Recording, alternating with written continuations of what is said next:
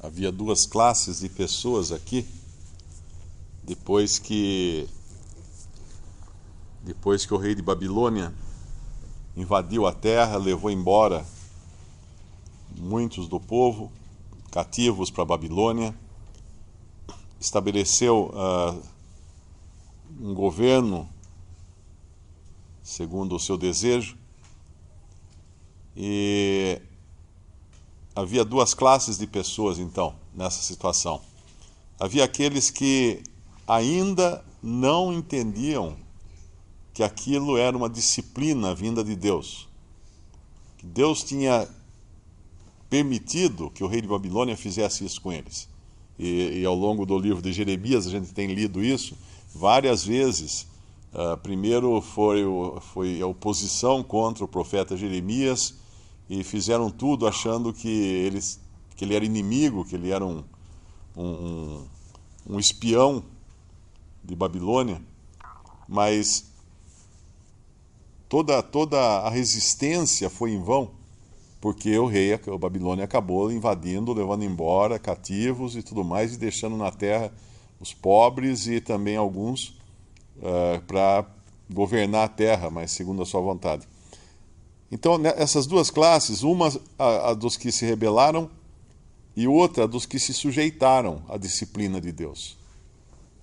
Dentre esses que se rebelaram, nós vemos uma outra tentativa agora de rebelião aqui, por esse Ismael,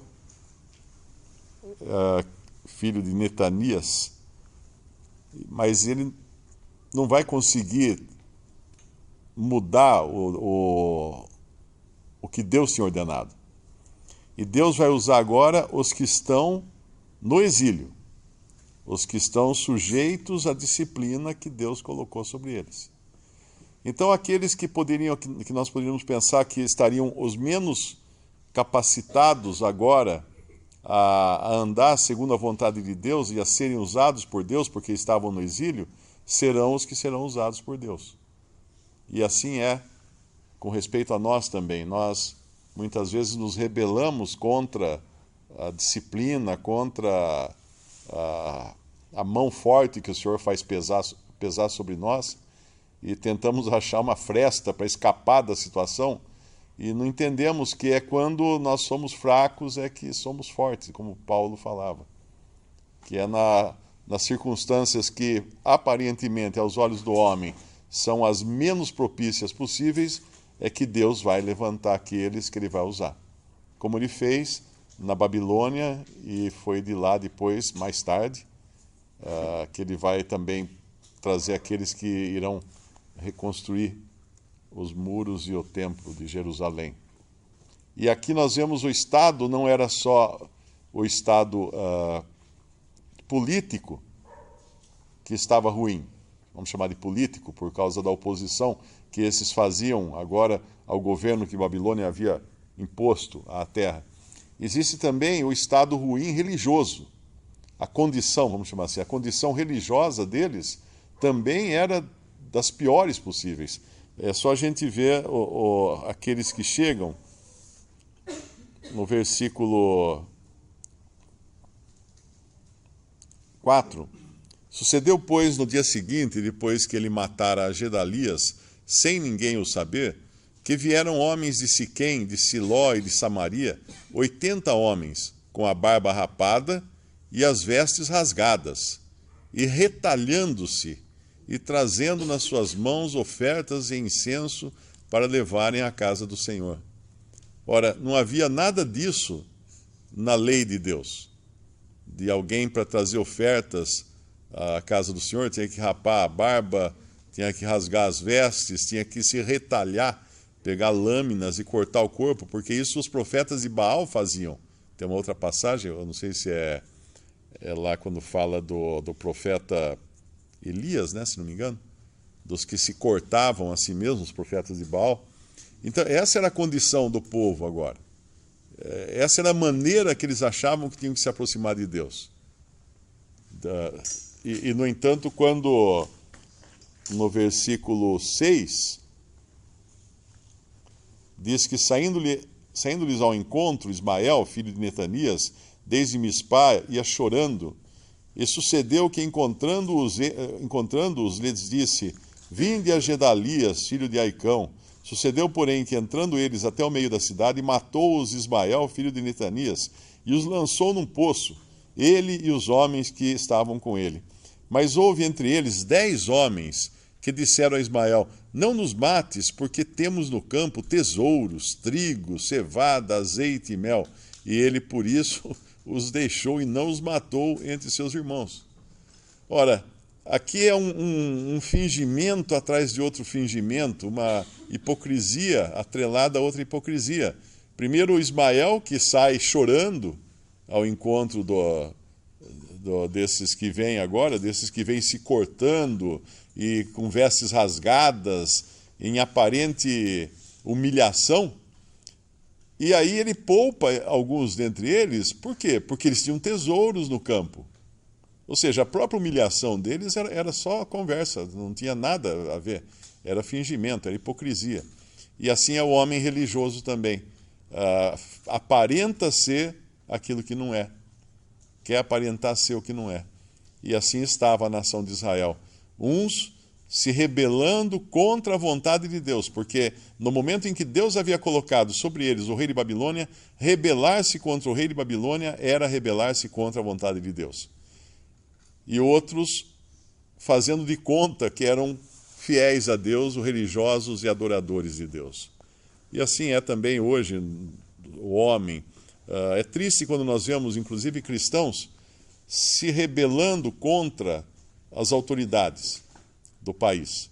Que nós sabemos, nós estamos estudando Romanos, nós sabemos, vamos chegar no capítulo 13, que nos fala das autoridades, da sujeição às autoridades. Eu acho que Pedro também fala da submissão às autoridades. E nós já chegamos no capítulo 13, mas nós já chegamos no capítulo 13. E é triste quando nós encontramos cristãos se opondo a isso e querendo, digamos assim, eleger alguém melhor, quando Deus permitiu que fosse colocado no controle do país as pessoas que estão no controle do país, porque ele é quem coloca os reis e os tira. Por mais que as pessoas falem em democracia, em voto, em eleições, no fundo é Deus quem coloca. É Deus quem coloca, porque é da vontade dele. E quando nós sofremos, às vezes, debaixo de governos tiranos, ou governos ímpios ou corruptos, é porque isso foi o que Deus permitiu. Mas sabemos que aos seus ele vai conservar, como ele conservou os seus que se sujeitaram e foram levados para a Babilônia. A hipocrisia de Ismael nos faz lembrar também do que fizeram com o nosso Senhor, porque essa primeira parte aqui do capítulo é muito semelhante ao que Judas fez. Quando fala de comeram pão juntos, sucedeu, porém, no mês 7º, que veio Ismael, filho de Netanias, filho de Elisama, de sangue real, e com ele 10 homens, príncipes do rei Gedalias, filho de Aicão e Mispá, e comeram pão juntos ali em Mispá. E levantou-se Ismael, filho de Netanias, com os 10 homens que estavam com ele, e feriram a espada a Gedalias, filho de Aicão, filho de Safã, matando assim aquele que o rei de Babilônia havia posto por governador sobre a terra. Isso foi um ato de traição, e das traições mais torpes que podem existir, não é? Porque ele vai fazendo de conta que está tudo bem, que está tendo comunhão, comem pão juntos, e acho que tem um versículo que fala: aquele que comeu do meu pão levantou contra mim o seu calcanhar.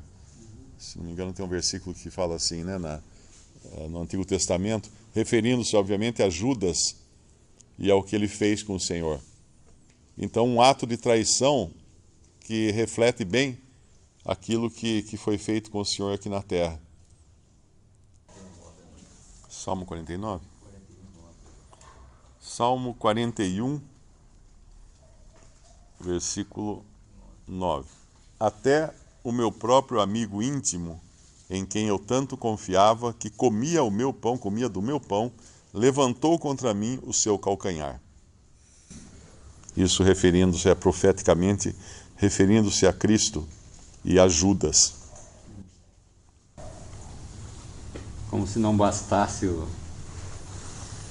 o exército dos caldeus, o rei da Babilônia, vindo até Jerusalém, colocando fogo, levando o povo cativo, destruindo, matando. Nós vemos aqui que um homem da linhagem real, nos fala a palavra. Não havia mais reis, né? Foi o último rei que houve. Mas ele era da linhagem real.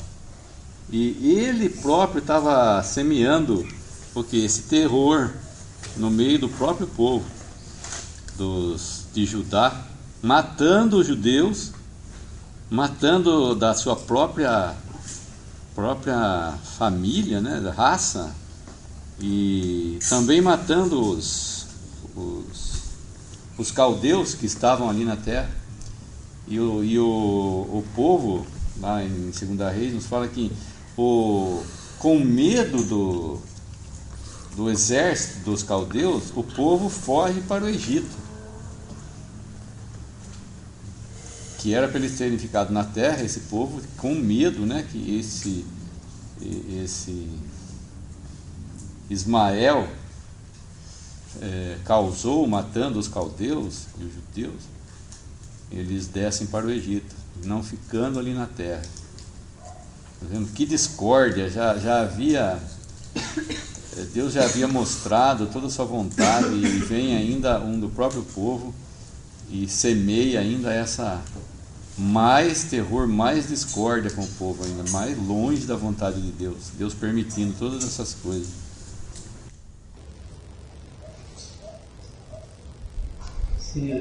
Esse povo, nós vemos Deus, eles viram tudo que foi feito, né, a eles, pareciam cegos, né, e Deus ainda amando eles. Nós vimos no capítulo anterior, o capitão da guarda, esse Nebuzaradão, no versículo 2 do capítulo 40, o capitão da guarda levou Jeremias e lhe disse: o Senhor teu Deus pronunciou este mal contra este lugar. Ele sabia que era Deus. O capitão da guarda de Nabucodonosor. O povo parece que não cego, né? Mesmo assim aconteceu todo esse mal. Deus provê alimento para eles ainda, né? Deixa esse homem que eles mataram agora, Gedalias, no versículo 12 do capítulo 40. Tornaram então todos os judeus de todos os lugares para onde foram lançados, e vieram à terra de Judá, a Gedalias, a Mispa, e recolheram vinho e frutas no verão com muita abundância. Deus tinha provido ainda alimento, fruta, alegria, ainda vinho, né? A palavra fala do vinho. E eles vêm no próximo capítulo e cometem tudo isso que nós estamos vendo, né? Primeiro mata Gedalias, qual Deus mesmo tinha posto ele para estar tomando conta, pastoreando esse povo, enquanto os outros tinham sido levados cativos. Nós vemos todo esse mal que esses homens fazem, né? E fecharam os olhos e não viram tudo que Deus estava fazendo, né?